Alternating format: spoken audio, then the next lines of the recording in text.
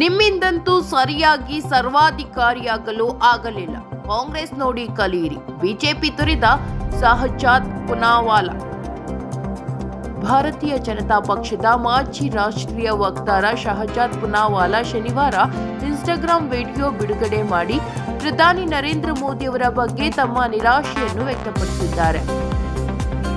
ಲೋಕಸಭೆಯ ವಿರೋಧ ಪಕ್ಷದ ನಾಯಕ ರಾಹುಲ್ ಗಾಂಧಿ ಅವರನ್ನು ಟೀಕಿಸಿದ್ದ ಪೂನಾವಾಲಾ, ಕಾಂಗ್ರೆಸ್ ಪ್ರಧಾನಿಗಳಂತೆ ಪ್ರಧಾನಿ ಮೋದಿ 12 ವರ್ಷಗಳ ಕಾಲ ಅಧಿಕಾರದಲ್ಲಿದ್ದರೂ ಇನ್ನೂ ಸರ್ವಾಧಿಕಾರಿಯಾಗಿಲ್ಲ ಎಂದು ಹೇಳಿದರು.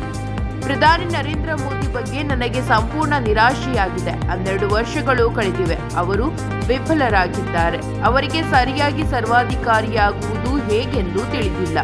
ಸರ್ವಾಧಿಕಾರಿಯಾಗುವ ಬದಲು ಅವರು ವಿಡಿಯೋ ಬಿಡುಗಡೆ ಮಾಡಿ ತಮ್ಮನ್ನು ನಿಂದಿಸಿದ ಮಕ್ಕಳು ಸಂವಿಧಾನಿಕ ಅಧಿಕಾರಿಗಳನ್ನು ಕ್ಷಮಿಸುತ್ತಾರೆ, ಅಲ್ಲದೆ ಸಮಾಜ ಮತ್ತು ಪೊಲೀಸರನ್ನು ಕ್ಷಮಿಸುವಂತೆ ಕೇಳುತ್ತಾರೆ.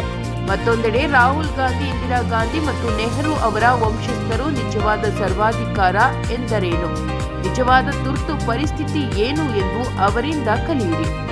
ಕೇರಳದಲ್ಲಿ 3 ಇನ್ಸ್ಟಾಗ್ರಾಂ ಬಳಕೆದಾರರು ರಾಹುಲ್ ಗಾಂಧಿಯ ಅವಮಾನಿಸಿದ್ರು ಮತ್ತು ಅವರ ವಿರುದ್ಧ ಪ್ರಕರಣಗಳನ್ನು ದಾಖಲಿಸಲಾಯಿತು.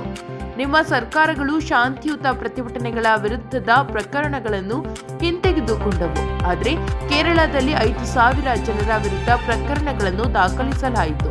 ಕರ್ನಾಟಕದಲ್ಲೂ ಪೋಸ್ಟರ್ ತೋರಿಸಿದ್ದ ವ್ಯಕ್ತಿಯ ವಿರುದ್ಧ ಪ್ರಕರಣ ದಾಖಲಿಸಲಾಯಿತು. ಕಾಂಗ್ರೆಸ್ನ ಇತಿಹಾಸವನ್ನು ನೋಡಿ. ತುರ್ತು ಪರಿಸ್ಥಿತಿಯನ್ನು ಯಾರು ಹೇರಿದ್ರು? ಇಂದಿರಾ ಗಾಂಧಿ. ಎಲ್ಲ ಸಂಸದರನ್ನು ಯಾರು ಜೈಲಿಗೆ ಹಾಕಿದ್ದರು?